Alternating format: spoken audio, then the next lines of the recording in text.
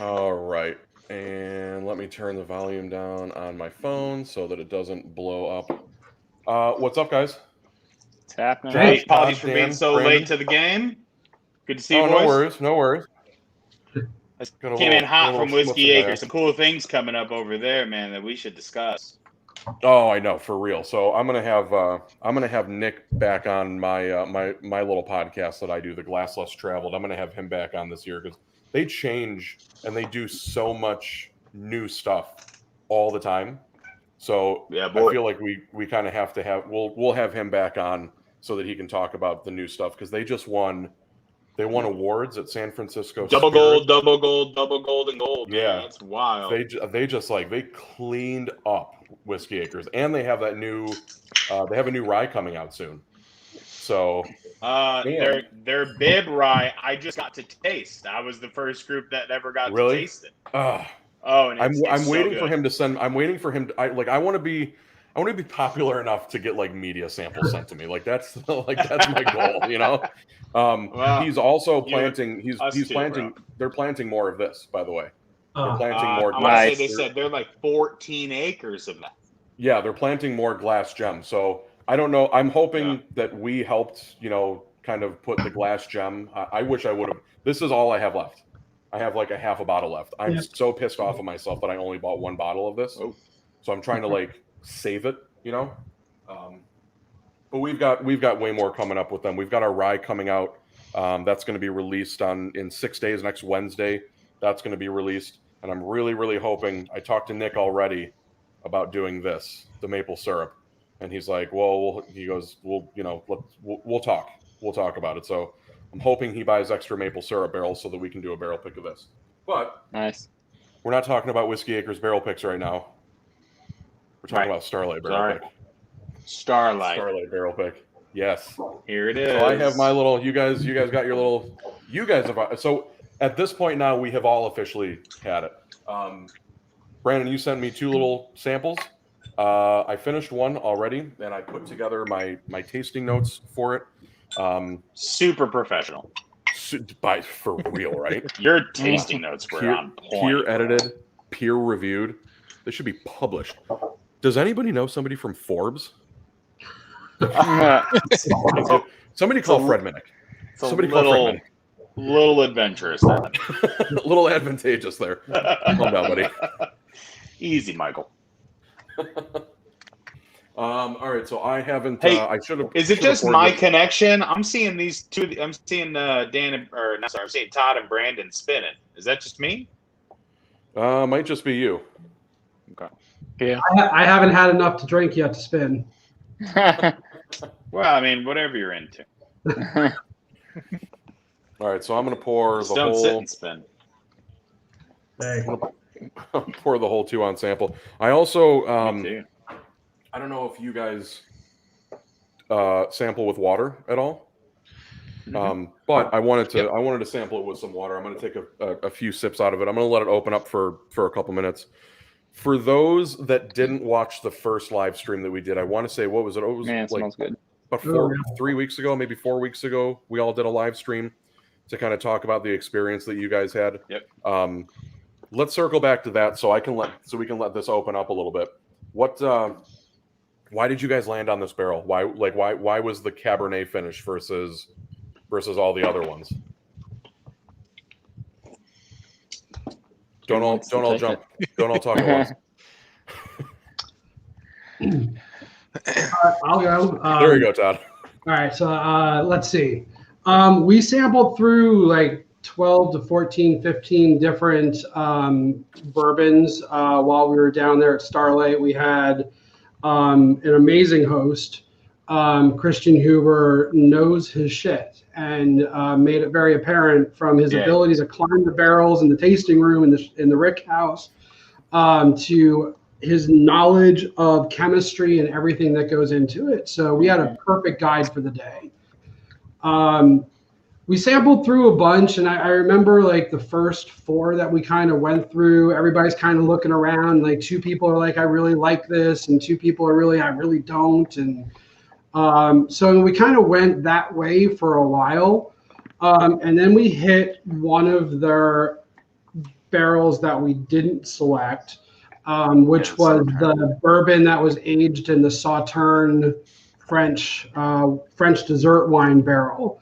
And we all kind of started syncing up and feeling that was kind of a really good, approachable to a lot of people, very complex but mild, and had a lot of great tastes. And then he said, if you like that, then you've got to try this. And when he first brought us to this that we actually selected, we weren't even sure if it was available. So the interesting thing was we tried it, and it's the 4-year bourbon aged in a silver oak Napa Cabernet barrel. We all got a taste of it. We all looked at each other and said, this is the one. It really was kind of a unanimous that this hit everybody's palate. And so we went through a couple others, but we kept going back to this one. And fortunately, we found out it was available for us, and that's how we were able to make the pick. So this one was, I mean, you said you sampled through almost 14, maybe 15 barrels. So that's, I mean, for a barrel pick, normally like Dan and Brandon, you guys know, normally when we get them, we get 4 to 5 samples, right? And it's picked by the distiller, by the distilling team. But these, you guys, you just kind of got free run of the place, and they were just like, you guys probably won't like this one, but maybe let's try this one. So to go through 14, 15 barrels, to have that many options, and then to kind of narrow in and hone in on this one is much. Yeah, I think the coolest part, and to give the folks that are watching the idea is, we're all standing in the rick house, and Christian is literally just climbing up through barrels. He's 10, 15 feet up, with his whiskey thief, grabbing some juice, pouring it in a glass, handing it down to me. We kind of divvy it up. I mean, it was an awesome experience. I mean, it's one that you probably don't get the opportunity to do something like that at many of the live barrel picks. I guess one of these days, when the next time we do Whiskey Acres, we'll try to get some of you guys out there, and we'll see if Nick might be a little too old to start climbing over all those barrels. No offense, Nick. But, well, and then Christian's listening to our feedback too. Yeah, as we're going through, yeah. And because of his knowledge and what he knows, and he knows the rick house inside and out, he heard what we were saying, and then just guided us to this barrel. And it's a good one. I mean, I went through my sample. Like I said, I mean, I put my notes together. When I do my notes, I like to keep it pretty simple. I like to. So I watch Fred Minnick a lot, and he goes through and he's got these really great descriptors. He'll say things like, oh, it's it's cornbread, or it's it's this meal or this specific dessert. Me, I like to keep it real simple, because sometimes like when he says marzipan, not everybody knows what marzipan is. It's not everybody knows that it's that almondy kind of paste. So my tasting notes, I use very, very basic tasting notes, but then I kind of elaborate a little bit. So on the nose for this one, I'm going to go through my tasting notes. We can sip on this. It's opened up a little bit. Yeah. My tasting notes that I had pretty well aligned with what you guys had as well. So mine, I had leather, tobacco, aged wood, cinnamon toast. I got cinnamon toast on it quite a bit. Honey, vanilla, toasted sugar, nutmeg, and then I got a lot of summer fruit. So you think of like berries and apples and cherries and things like that. I don't particularly get that cab finish right away. No, It's it doesn't come in overwhelming. It's not overpowering. I said, so this one I kind of wrote it out. I said, the nose is indicative of most great bourbons from Starlight. Aged wood, toasted spice, a blend of character from sweet to spicy. I don't pick up too much of the Cabernet finish on the nose, but I do get whiffs of that summer fruit, which is kind of very indicative of a wine. I get the Yeah. Yeah, I think the one that, and I just now it just kind of reminds me, is just it has like a really like pleasant sweet smell. Like it's not overbearingly sweet. You just smell it, you're like, wow, that smells nice. Like it smells good.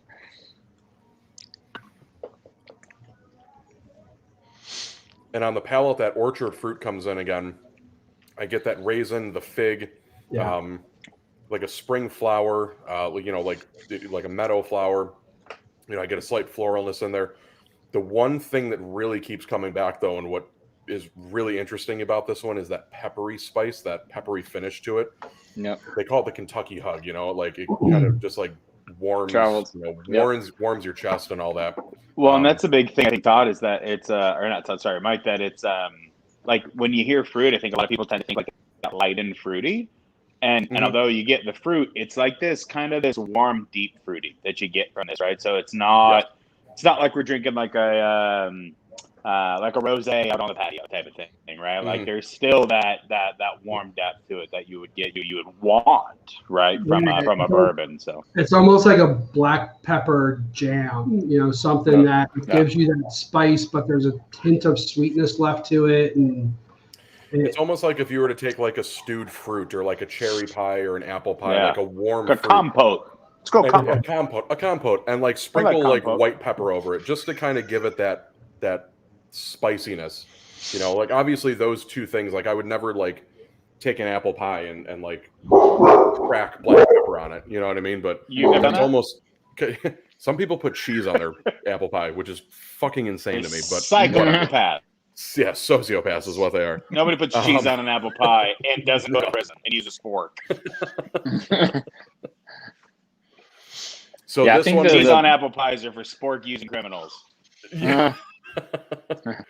Go ahead, Branden.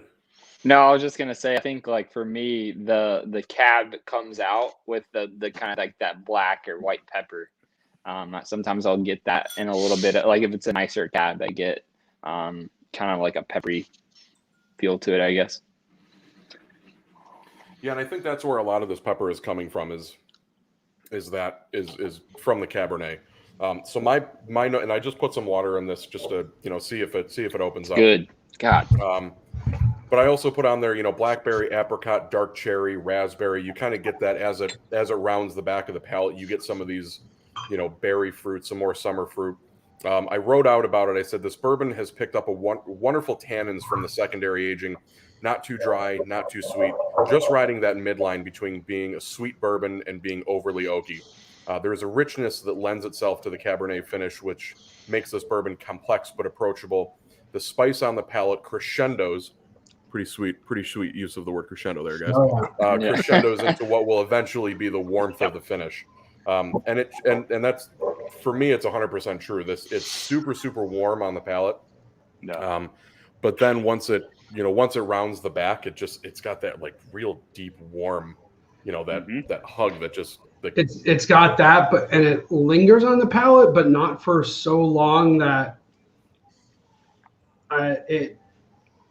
it's not a quick finish, but it's not that lingering finish either, if that makes any sense. Yeah, I think out of all the ones that we tried, it was the last two that I think all of us were like, okay, the finish on both of those was nice. Like, kind of hung out for a little bit, but it wasn't overbearing. So, there were some great ones that we tried, but, maybe they kind of lacked on the back end of it. But this one and even the Sauternes the finishes were just nice. Like, not overbearing, like I said. So this one, I just put a few more drops of water in it. So the proof on this one, I think was, I want to say like 118? Somewhere around there, like somewhere around that 120 mark. Yeah, they didn't give it to me on the label, but I think Christian was saying it'll be like anywhere between 115 to 118 once it gets bottled. Oh, nice. Yeah, he said he might proof, depending on, he wanted to age it a little bit longer, and then he's going to try it. Depending on how it is, he might proof it down just a hair, but. Sure. Yeah. So we'll still be looking right around that like 115, somewhere around there. Which, to be honest, it doesn't drink like a 115 to 118. It has some spice to it. It really does not. It has some spice to it, but it's not gonna, punch you in the face for sure. No, and a couple drops of water really helped open that up. And absolutely. So I'm up to 6 drops of water on this now, and I just have my little, my little tiny dropper. So I'm not like dumping capfuls of water in here, but I'm up to jealous 6 drops I don't have any water. Is that to yell upstairs to my wife for some water? Is that the special limestone water? No, that is special refrigerator water. Ooh, that's South fancy. Carolina refrigerator water. Yeah. Is that a Kenmore? Yeah. I think it's an Amana. Low grade. Yeah. I would be curious to try this on a big cube too. I think it'd be kind of nice. On a what? On a big cube or a sphere. Yeah. Oh yeah, I think over ice this would be absolutely fantastic. Yeah. So the finish that I get for this one, I do get like a slightly dry finish, and I think that's that's coming from the tannins that are that are left over from the wine barrel, but it's that awesome peppery spice that I get from this. That's just like the finish. It just like the finish on this bourbon really shines. Like it totally stands out. Yeah. Yeah, I think there's like for me, right? Like bottles become very seasonal to me, right? Like I've got bottles that are sitting over here that are winter bottles to me, right? That they're gonna sit until the cold weather kicks back around, right? Because they got that big warmth. What I like about this is, and I'll be honest, I don't know that I necessarily picked this up on the first round, but there's kind of a universal appeal to this where, like, although that fruitiness is warm, that fruitiness is still enough that, like, I could enjoy this on a nice day on my patio. Mm-hmm. Whereas, like, the warmth still brings enough to the table that on a cold winter day, I'd still want to kind of warm up with it. Like it's got a universal appeal that, here with our seasons in Illinois that, it's, I don't know about you guys, but there are some things that to me are appealing in a spring or a summer that aren't necessarily appealing in a fall or winter, right? And this seems like it might kind of span that. The other thing that I'm curious about, and I don't mean to throw a curveball into the group, but I feel like there's maybe some appeal to curveballs is, Todd, you had mentioned that, we all kind of universally are like, hey, this is the thing. Well, it wasn't super universal in the sense that this, I think, was number 3 for Dan. And I'm curious it was number 2 for me. I picked the Sauternes first. So I'd be curious where you're at with it, with a little more age on it with the sample versus maybe what we tasted. I'd be curious to see how you picked up on maybe the evolution of this barrel and your thoughts from that. Yeah, so the little background is I generally don't like cab finished bourbons.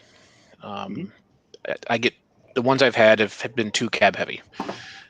This one I'm not getting that at all, and I'm getting a lot of cherry tonight. And I don't know, what I ate. Too. Yeah, what I ate today that's doing that. I don't recall that much of a heavy cherry on this one as well. I gotta be honest, this is excellent bourbon. No regrets at all being our pick. But from what I remember, I still think the Sauternes was my favorite, and I'm hoping that we get a chance to get one of those someday as well. Yeah. But yeah, no issues here. I already signed up for a couple bottles of this. It's excellent. I'm curious as I keep sipping tonight. I get that peppery too, Mike, that you were saying, that spice, but the cherry is very, very prominent tonight for me. Yeah, I had dark cherry and stone fruit like in the finish of it. And you're right. I mean, this definitely with a few drops of water, this definitely opens up a little bit, and I get a lot more of that dark cherry, like just dark fruit overall. And I think that's the cab finish. And so now I got to rethink my opinion based on this completely. And so yeah, it was, this was an excellent pick. I don't think you're going to find anything like this really anywhere else at this time. And it is a fantastic bourbon.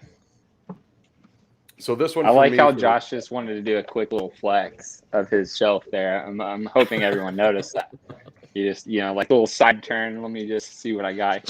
Yeah, everybody's gonna pause it right now so they can see. Like, no, look, Mike. No. So hear me out on this, right? Like, I'm not a I'm new into collecting, right? I think that bourbon drinkers kind of go through this evolution. Maybe we're a little off topic of this, but Mike, you'll learn this about me. I'm a little random, bro. But I think bourbon drinkers, right? Like you go through like learning and appreciation from bourbon, and then you go from like new to bourbon and like a drinker of bourbon to like a bourbon enthusiast. And then from there, I think like if you progress through that enthusiast phase, you become a collector. Well, I'm probably 3-4 months into being a collector, right? So like I've got a handful of Starlights. I really like what they put out. I actually really like their offerings. I was pretty impressed when we were down there. I think I've got coming up on like 75, 80 bottles or whatever. But I'm like new into the collecting phase. So Starlight actually was kind of eye-opening. I didn't have a lot of experience. To be fair, I had no experience with Starlight. Where you guys had some Starlight experience. I didn't really know what I was walking into, and I was super impressed for what they put out. I'll be honest, if I'm in the middle of building a house down in Tennessee. My wife and I now have stopped there twice since our barrel pick on our way down to Tennessee. Nice. It's that's just become like a standard. Like we make sure we're not in a rush to get down there, so we can stop and do lunch and hang on the patio and whatnot over there. It's their whole facility is impressive. I mean, as far as distilleries go, I mean it's top notch. There is nothing left to be desired about what they put on. I can't wait for the fall to see the whole orchard, apple pick, all of that. But I can't wait. And what they're doing down there is impressive. And then from there, Chris, we've made mention of Christian a couple times, but I'm telling you, like, to sit down we'll call it like 2/3 of the way through our process and we set up in this like conference room, right? Like, and you guys are there. Mike, obviously you weren't there for it, but we sat in this whole conference room up top and he started talking about these barrel picks with other distilleries, the bullets and whatnot, where he was a part of the barrel pick over there. And to see like this guy's palate is so refined and respected industry wise, to then know that guy is the guy who, as Dan was mentioning, was hearing our feedback, interpreting that feedback, and then navigating us through barrels to land us at what really came down to, 14, 15 barrels, whatever, really boiled down to the Sauternes finish and the cab finish from Silver Oak. And that's really what it boiled down to. But that's a real, not necessarily, like, I think this is a fantastic bottle, and I don't think this should pay compliment to anything the four of us, or six of us really that were there really did. I think this really pays compliment to a 25-year-old with a lot of experience and a lot of knowledge and an incredible palate, hearing what we were experiencing and navigating us through barrels and helping us land on something that is truly an impressive bottle. So yeah, and to that point, right? I mean, this is his experiment. This is one of the things that he wanted to try. This is the first of its kind with them, that they're actually doing this in this type of a barrel. He was a winemaker for 3 different wineries out in Napa region. So, I mean, he has that experience as well. And this is what he picked to age their bourbon in. So I think he really appreciated our feedback. And he was, like you said, reading off of our direction, our likes and dislikes, and took us to this. And it was a home run. It really was. I feel like Christian and I had him on my show last year, and I got to talk with him a couple hours, and I don't think I'm really gonna stretch it here when I say that Christian is given another 20 or so years. I mean, he's 25. Given another 20 or 30 years, and we're going to be looking at another Booker No. We're going to be looking at another Jimmy Russell. We're going to be looking at another Harlan Wheatley, Elmer T. Lee. We're going to be Christian is 15. He'll be the 40-year-old savant in the industry that everybody respects. 100%. Exactly. To get, I think Starlight is eventually going to get to the point where it's already hard to find, right? So their honey finish is it's gone. It comes out and it's gone. They have certain barrel. Anybody got a bottle they want to send me? I'll pay. I know. I'd love to get one. So, man, Antioch posted they have a honey finished rye from them still. They posted that 2 hours ago. So it's gone. Good luck. All right, boys. Well, I gotta go. But barrel picks with barrel even just the regular stuff that coming off the still, coming out of the distillery, it's being put on the shelf. Look at, shit. A year and a half ago, you could find Buffalo Trace sitting on the shelf for $23. Now it's like just regular Buffalo Trace. It's like impossible. And granted, that's Sazerac and it's Buffalo Trace. I still think we're creating our artificial, but such hype built up around it. Your sound's kind of going out, Mike. Uh-oh. Can you hear me? There you go. That's better. Yeah. I thought it was just me because none of you guys were reacting. I was like, we're just letting them go. That's what we. That's what we do. We can't hear you, Mike, but keep talking. Yeah, you're good. Okay. I think eventually Starlight is going to be on that. Is right now kind of on that path to stardom. They're going to be on that A-list. Yeah, A-list, exactly, 100%. exactly. And it's because of what Christian and what the Hubers are doing down there in Borden, Indiana. Just putting out really, really good bourbon. So I feel very, very fortunate to have, for a club that's just barely over 2 years old, to be able to do a pick with Starlight and, to be able to say like, yeah, we got in when they were still kind of, in their infancy, and hopefully we can do many, many more with Starlight in the future. So I've been back there twice as well, Josh, since then. And sitting on the patio. Oh yeah. Look, I'll text you next time we're going down there. We'll have to meet up. Absolutely. Yeah, it's only 25 minutes for me. I was going to say you're the most fortunate one of the group. Dan lives in Louisville. Yeah. Yeah. So yes, it's. We've been up there. 5. Yeah. So I've been up there twice. I might head up there soon too because Christian has his own pick in the gift shop, and I didn't get it when I was there before, and I kind of regretting it. But yeah, sitting on the patio with a bourbon slush and some food on a nice hot day. It's a beautiful place. They have their farm restaurant down the road. Went there as a family, had dinner there, and that was nice too. It's highly recommend visiting that when you come down in the Louisville area. Yeah, it's one of the biggest things that I miss about being back home. That's for sure. I mean, that going up there is like you guys are saying. I mean, in the summer, like the fall is unreal up there. Pumpkin picking, like literally anything you can think of that you want to do. Apple picking, pumpkin picking, all that stuff. It's so much fun. It's one thing that I miss. I mean, it's a great family. I wish it wasn't a 12-hour drive to get there, but right. You can it's enjoy your beach. Flight, Mike. Yeah, it's a shorter flight. It's a shorter flight. Yeah. So the finish on this one. So let's talk about the finish on this one because, like I said, I mean, I think that's where this one really, really kind of like stands out. So for me, I had slightly dry black pepper, aged wood, stewed fruits, dark cherry, and stone fruit. But it's that warmth that comes through on this one. And now, of course, I have just a little tiny bit left of the 4 ounces that I was sent. Fortunately, I ended up buying a whole case, so I will have plenty to. Nice. I'm about to send you more money for 2 more bottles, man. I think so. We have.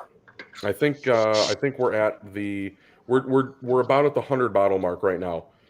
This barrel we're thinking is probably going to yield. Right around 130, maybe 140 bottles, somewhere around there. So, we're trying to get that last little push to get those last few bottles sold. We had quite a few people, and there's Brock, count me in for one more. We had quite a few people, myself included, that ended up buying 3 bottles, 4 bottles, a whole case. I think there was maybe 2 or 3 people that ended up buying like a whole case of it. So just to show you how popular and how well received Starlight is really, really something when people are willing to buy a whole case of something that they haven't actually tried yet. So I think the great part about it is, and it's not like we really need to sell it that much more, but I think this has got appeal for everybody, right? There's the finish that is warm, and I get that warmth, and I love that warmth, and it's kind of like what I really enjoy out of a really good Cabernet as well. Obviously, this is warmer than that, but it's not the heat, and I don't like things that finish hot. And I get the black pepper, but I don't get much spicier than that. And it's mixed really well, almost like it's a brown sugar black pepper or a caramely black pepper.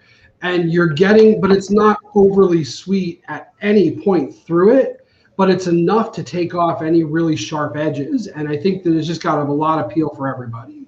Mm-hmm. Yeah, this like like I said, I mean, this one kind of rides the fence of, do I want to be a sweet bourbon? Do I want to be a tannin rich, oaky bourbon?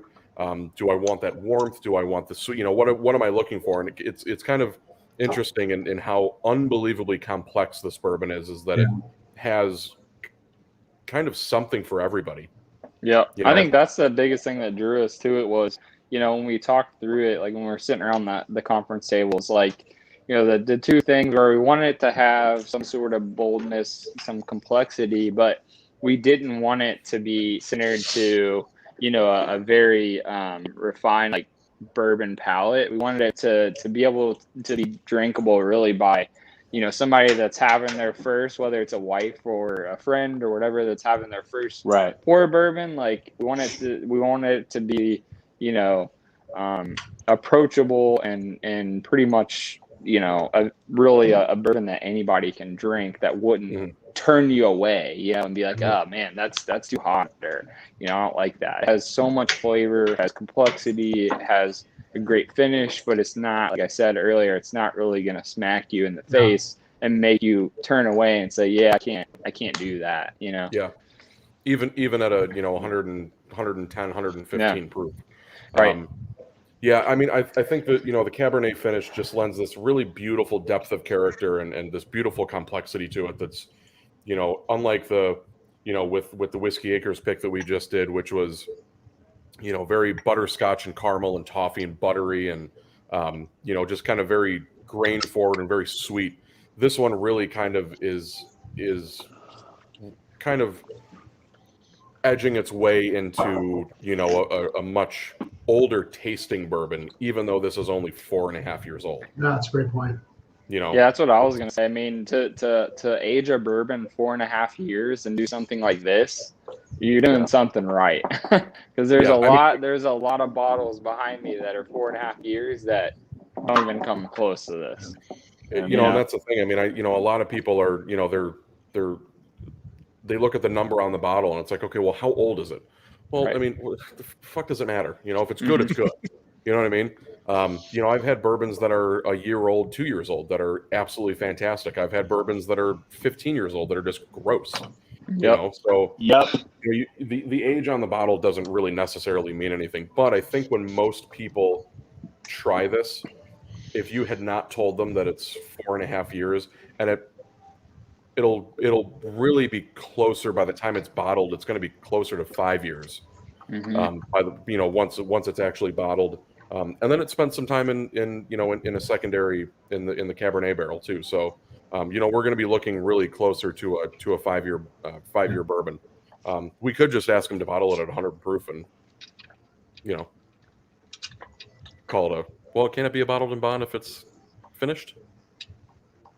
I don't. Well, everything's sourced from there, so technically, I guess it could. I mean, it doesn't really matter the barrel. It's all on site. As long as I hit as long as they barreled at the right proof and finished north of Honda. Somebody call Fred. Somebody get Fred on the phone. But yeah, this one, I mean, it drinks much older than that 4.5 year, eventually 5 year that it's it's going to be listed on, that we're telling people it is.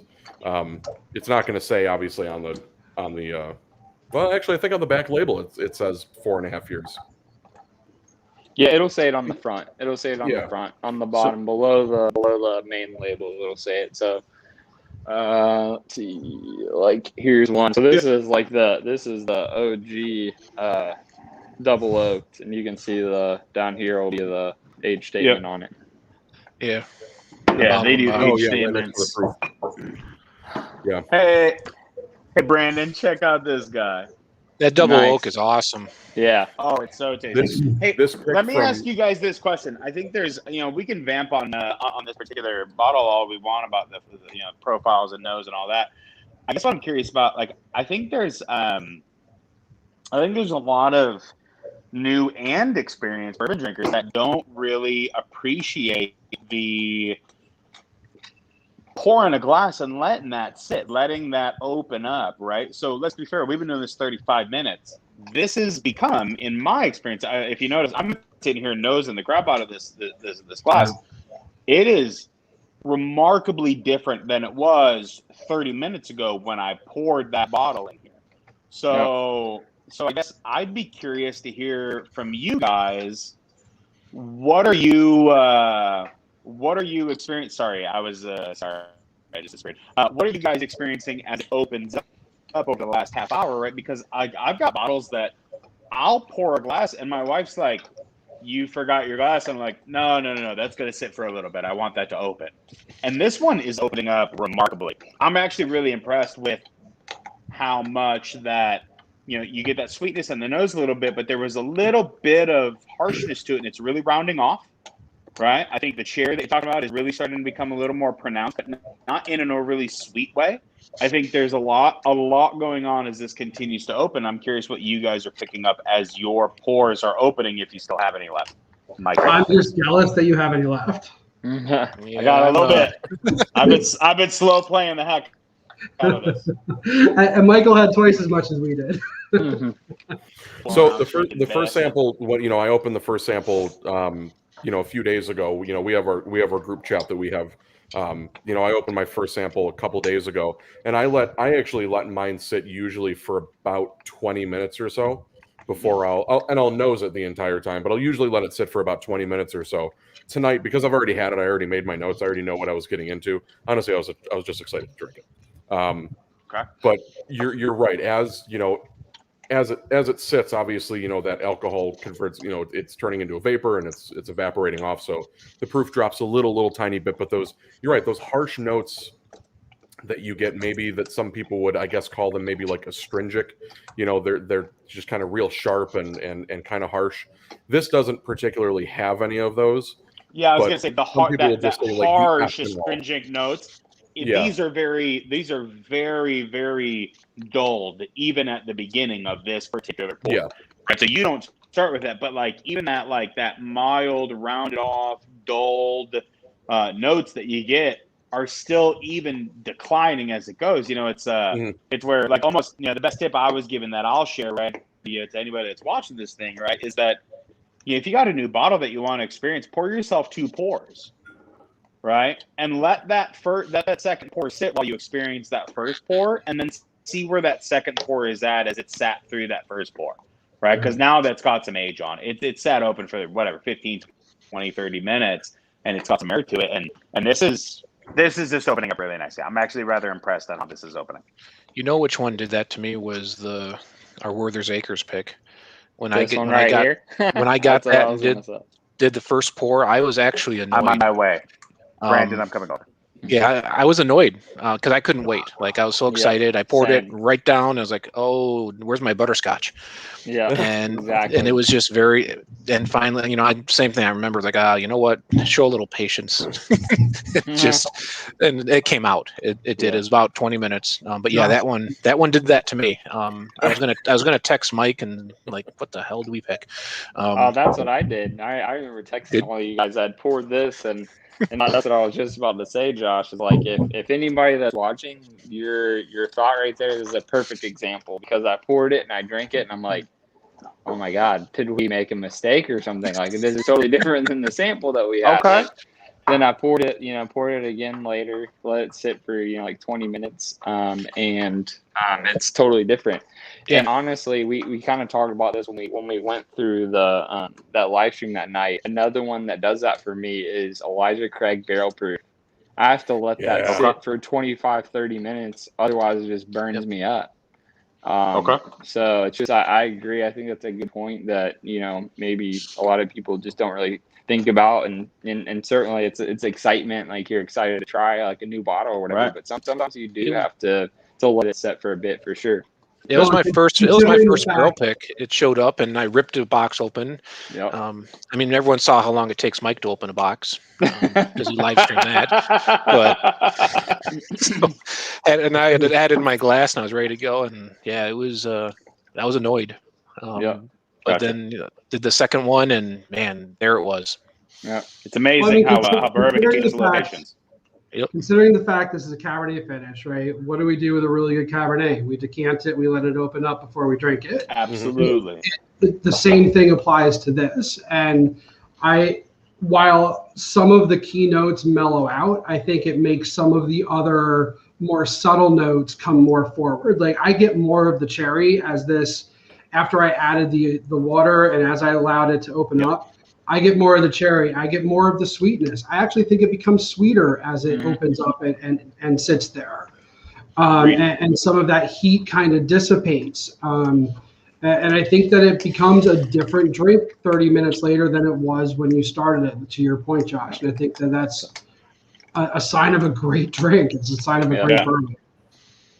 Yeah, it's fun when you can realize the complexity and how it can evolve over an hour of drinking, right? And if I had more of it, which in the future we all will, right?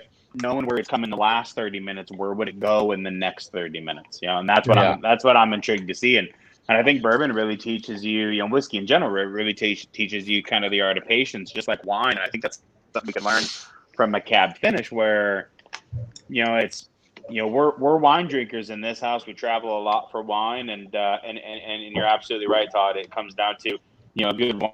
You pour into a decanter, you let it sit, you let it open up. You want to experience the fullness of the body of that drink, and whiskey, has a ton of opportunity to be experienced the same way that a lot of times we don't give it the respect of, and there's an opportunity to do that. And this is a great bottle that'll help you experience and kind of learn that process. So. I'm not only excited to get the bottle myself and enjoy it, I'm really excited for other people to get it and be as excited about it as we are, because I think we picked a really good one, and I'm not just saying it because I was part of that choice, but I can't wait to get this bottle. Likewise, and like I said, I mean, I ended up going with a whole case of it, and I'm honestly, I'm really, really glad I did. I wasn't even there. I wasn't, able to actually pull it straight from the barrel like you guys did. But, I'm super, super excited for this one. I ended up getting 6 only because I'm going to keep a handful for myself, but I'm also going to use these as gifts. I've made some friends down here that are kind of getting into bourbon, and this is kind of a good way for them to experience, like, hey, this is a barrel that we picked from my club. Then this is kind of what you can experience when you get into barrel finishes. There are a lot that are out there. Sazerac just recently came out with the Thomas S. More, which is Cabernet, Port, and Sauvignon barrel finished. Obviously, 1792 has her port finished, which is impossible to find. I don't even actually. Well, it's not made anymore. So, but and you and then kind of like that 12 year. Kind of like that 12. I did look for it the other way. I went back to that store, and I was hoping to find one for you and Dan, but they definitely do not have any more. Just remember that when you see something in Louisville that No, I'm gonna use these as gifts, and gift them out to people, and something that barrel picks are nice, not only because it's it kind of helps you understand like what else the distillery is doing, but it's also a way to get something that's increasingly rare and incredibly rare. In this particular instance, not only is this our barrel pick, but this was the only barrel of that particular Cabernet from Silver Oak Cellars that was even at the entire distillery. And Christian was excited about it. I mean, this was like his kind of little mini baby, I think. I mean, he was project. Yeah, he was, and it was already claimed, which I love the fact. I mean, the fact that it was already, and I don't want to run it. I don't want to run into one of those situations where we get called like we're being called like remember with Crazy Nas, right? How we ended up stealing those barrels from Bourbon Pursuit from, I think it was like Smoke Wagon or whatever it was. Yeah. So this barrel was originally claimed by Binny's, but they just didn't end up taking it. Right. And Christian reached out and made sure that we were got on the phone with Brett. Yeah, Christian got on the phone with Brett and was like, "No, go ahead, let him have it." So, for this to be a barrel that was originally picked by Binny's, to have it be the only barrel that was even on site that was a Cabernet finished, much less the nationally acclaimed Silver Oak Cellars, and now we have it, is just absolutely incredible. And that's what we try to do with our barrel picks. We want to do something that hopefully nobody else is doing or has done before. We had with Boot Hill, we have the only unmalted barley whiskey on the market, and there was only 22 bottles of that release. That's probably one of the rarest whiskeys you'll ever run into in the United States. When we have the only barrel of it. Now we've got, with Whiskey Acres, we've got Glass Gem Corn, the only distillery that has released a bourbon using Glass Gem Corn, at least that we know of, and now to have, to have Starlight with that one barrel that they had, that one Cabernet finished, that one Cabernet barrel that they had. And then to have Binny's basically just say, they can, let them have it, is just absolutely incredible. So I'm super excited for this one. I'm really excited. I ended up getting a full case of it.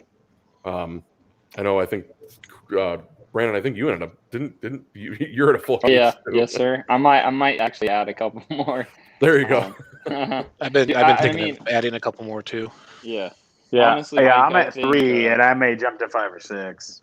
Well, the problem is, like, for me, like, I don't worry, Brock, I got you. I only grabbed one of these. I only grabbed one of these. Look, I just found a guy in the society who's bringing me one of those tomorrow. I'm so pumped. And people were posting about this on the group, and somebody, I think it might have been Brock actually that posted it, and said, "Hey, somebody dropped off, dropped this off to me." Stopped by yesterday, 2 days ago or whatever. Stopped by yesterday and dropped it off. The fact that people are like kind of getting really excited about this is just really cool. I mean, it's awesome. It's just absolutely awesome. So I hope people get excited about the Starlight barrel. We have the other Whiskey Acres barrel that's going to be released in 6 days. We have the Sonoma Rye pick, which unfortunately just has hit snag after snag after snag, and it's just been getting delayed. But for those of you guys who understand barrel picks, this is generally not a quick process. Our Remus barrel was picked back in February, and it's not going to be ready until September. It's 7 months. So this is generally a really slow process anyways. We were hoping to have the Sonoma barrel sooner rather than later, but it hit a snag. 2020 is catching up to 2021, and we're starting to see those delays. Down here we had the gas situation, but last week, there's a chicken wing shortage right now. There's an aluminum can, a glass bottle shortage. It was a shortage of everything because people weren't working last year. So chicken wings. There's a chicken wing shortage right now. Chick-fil-A sauce. I'd have to leave. I'd leave South Carolina for. And the shortage that's holding us up with the Sonoma is the gold foil that they use in the label. Tell them we don't even care about the gold foil. Yeah, I don't care about the gold foil, but for that one, I mean, aluminum. The uniqueness of that one is we're the first club in Illinois that has a single barrel pick from Sonoma. We're the first people. We're the first anything in Illinois. Binny's doesn't have one. No other restaurant has one. I mean, we're the first people in Illinois to have the Sonoma Rye barrel pick, single barrel. So we're really excited about this. So I hope people are when the people that couldn't watch tonight that are going to watch it later on. I just posted my tasting notes on the group page, so that people can read them and get a little bit more in depth with what they're going to be, what is to expect. Hey, no matter what you guys believe, those are my tasting notes, and Mike stole them. Those are mine. I picked up on the cherries. All right, it's me. The stone fruit. It took a long time for you to come out in the call and claim that, man. Yeah. Screw. No, Mike, and I honestly, Michael's Mike, lying I think, and he's stealing. Yeah. I with what Starlight's doing, Mike, I think we make like and chime in, guys, if you think I'm crazy, but I think we make a annual Starlight pick. Yeah. We could. 100%. Yeah, we could. Yeah. We're I'll tell you this. we're We've look, I know Brandon, right? You've got this bottle. I don't know if anybody else has this bottle that's double oaked, right? And typically a double oaked, Yep. right? You're gonna get kind of more robust, right? You're getting that extra oak. You're getting that fresh finish on it of a fresh oak on the end, and to drink that after going from what we call this super approachable bourbon, this is a very mild, very lackluster bourbon, and that's no shade to this double oaked. It's a fantastic bottle. That's the complexity, and that's the fun that is in what we picked. Is that this has become kind of like I'm drinking just an average, middle of the road, whatever, and that's a great bottle. But because I'm getting it after the fact, it's pretty meh, right? So that's what Starlight's doing. I think they've got a lot of fun. And I can't imagine that Christian's a kid that's going to or a guy. Sorry, I'm not no shade, but I can't imagine he's going to stop experimenting and having these freaking side experiment, mad scientist experiments going on. And I would love for us to annually get in on these. Yeah, and I think if we do start, having that repeat experience with them, I think that's going to open the doors for him to show us the other crazy experiments that he's doing that he's not just showing to other groups. Yeah, buddy. I think that, we scratch their back, they scratch ours, we keep that connection. I think that, like, Michael, I think you're spot on. This is a distillery that isn't that well known yet, but it's going to be with what he's doing there. That's just going to grow. It's like, if I could go back in the past and put all my freaking money on Amazon before they ever came to be Amazon, or Apple before they were Apple, this is kind of where I think Starlight's going to be in the next 5-10 years, is right up there and one of the most popular ones out there. So they're flying off the shelves down here. Mike, you're out of luck. I just saw them in Benny's here. Yeah, that last one I sent you, Mike, that's it. They don't have it anymore. Damn it. Total Wine, you go in there and they have their Starlight picks. The Westport, yeah. That Westport pick. Oh, so good. Okay. Yeah, they all they had was their blackberry pick left. It's flying off the shelves down here in the stores, and so yeah, they're making some massive noise down here right now. Yeah. Which, a little off topic, that blackberry whiskey is phenomenal. It's so good.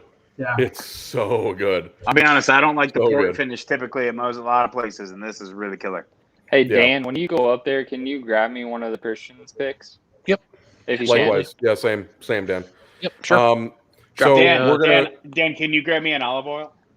Just yes. send me some olive oil. 4 olive oils. Yeah. Got it. So we're coming up on the hour mark. You guys know I don't particularly like the 100-point scale. I think it's kind of bogus. For those of you who don't know, the 100-point scale that they give at the San Francisco, that most of the Spirit Judging Awards, the lowest score you can get is a 79. Anything lower than that, and they actually don't grade you. So the 100-point scale is really a 21-point scale, and that's mainly why I don't care for it. I gave this one, I feel like I gave it the appropriate rating. A lot of people like the 100-point scale because it's what Benny's uses, it's what Total Wine uses. For me, I gave. I want to hear what you guys would have given this out of 100. I'm going Barstool. Barstool, one bite, everybody knows the rule style, and I'm going out of 10. I'm going. There you go. I'm going 8.6. Okay, Todd. So, go ahead, sorry. I'm going 8.6, which if you follow Barstool, that's up there. Yeah. I don't know if I want to do Barstool, if I want to do the 100 points. I mean, I'm used to rating wines on the 100-point scale, so anything like above a 92 is stellar. I think this is definitely above a 92 in the bourbon world. I would probably go 94. I'd be virgin on 95. Okay, Dan. Yeah, I was going to say 95. Okay. especially with the way the cherry's coming out for me tonight. That's kind of that flavor profile is my jam. I like that a lot, so I'd be right around a 95. Branden? Man, hometown bourbon, number 1. A great bourbon. Yeah, buddy. Great bourbon, number 2. I'm giving it a 95 as well. I think it's phenomenal. I had originally given it a 94, but it opened up a lot tonight, especially with a few drops of water, letting it sit a little bit with that water. I'd go up to 95. I'd go up to 95. You know, it's definitely not the perfect. I want to defend the Barstool that in the world of Barstool Pizza there is no 9s. But if I was rating on the 100, I wouldn't argue with you guys on this 94, 95 world that you're living in. It's I'm over the top happy. I'm over the top happy with what we picked. I'm super appreciative of Mike. That you built, Dan and Branden. You guys were super great hosts to Todd and I down there, and the experience that Christian took us on through Starlight, man, was I'm not blowing smoke, man. If a lot of you guys don't know me, man, but I'm not one to blow smoke, but I'll be shocked if I find a distillery experience that can top what we did with Christian at Starlight, and that I'm excited. I've got some unicorns on the shelves, and I'm excited for the bottles that are coming. And I'm telling you, these will be the bottles that I go, hey, you guys. Hey, this is what you need to try. I'm excited to be a good host and to be able to share this with people and to broaden their experience. That's what I'm excited for. Dude, the thing that, right, I mean, and it makes me want to buy more bottles as well, because I am excited to get it and drink it. I don't want to just keep it up on the shelf. I want to share it with people that come and visit me. And I'm going to be heartbroken the day that I run out of it. So yeah, right. No. That's why Branden just said we're doing annuals at Starlight. We're going to have replaced it already. I know, and I echo the fact that Christian. I'm disappointed that everybody in the society doesn't get a chance to meet Christian, because he's a one of a kind, right? You keep talking that he's 25, but when he was going through his experience with us, we spent 4 hours with him. Right. Yeah. And he told us about all of his experiences. And Dan, I looked at you, and Josh, I looked at you, and I'm like, dude, this guy's got so much experience. He should be like 50 with gray hair. I'm like, I don't know how he's lived in the places where he's lived and has the knowledge that he has, and yet has that just ability to tell you about it and make it sensible. And I learned so much that day.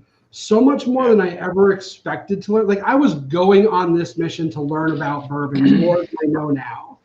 I am blown away by how much I walked away with just because of this kid. And I mean no disrespect by calling him a kid, but damn, he's 25 and he knows more than I do. So it's amazing. Yeah, half my age, so he's a kid.